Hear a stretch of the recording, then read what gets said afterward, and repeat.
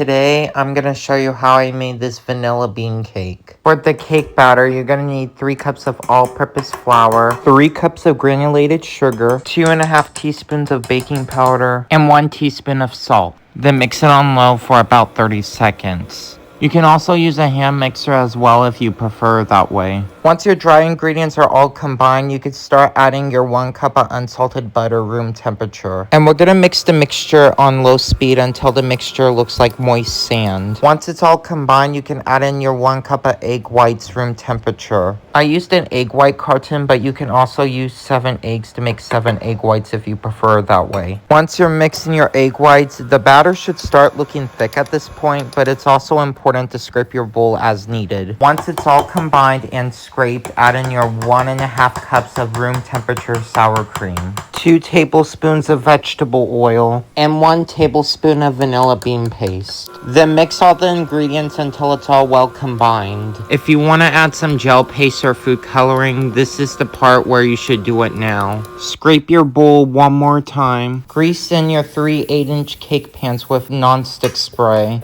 alongside with parchment paper. Divide your cake batter as evenly as you can and bake it in the oven at 350 degrees for about 32 to 35 minutes. For the vanilla bean buttercream, you're going to need 2 cups of unsalted butter, room temperature. Then beat the butter in a stand or hand mixer for about 30 seconds to a minute. Once the butter is all nice and creamy, you can add in your 2 tablespoons of vanilla bean paste and a 1/2 teaspoon of salt. Mix it on low speed and gradually add in your 7 cups of powdered sugar. And slowly add in your 1/4 cup of heavy whipping cream at room temperature. If you're gonna add gel paste, what I like to do is I like to mix in the heavy whipping cream and gel paste at the same time, so I get a nice color while I'm pouring it in. Then add in your remaining powdered sugar and mix until it's fully incorporated. To assemble the cake, grab a cake board and spread the frosting all over it. This will help your bottom layer stick. For each cake layer, I level the top by using a serrated knife. I didn't show that on camera, but I did level each cake layer. Spread the buttercream on top of each cake layer. And once your cakes are fully stacked, make a thin layer, which is called a crumb coat,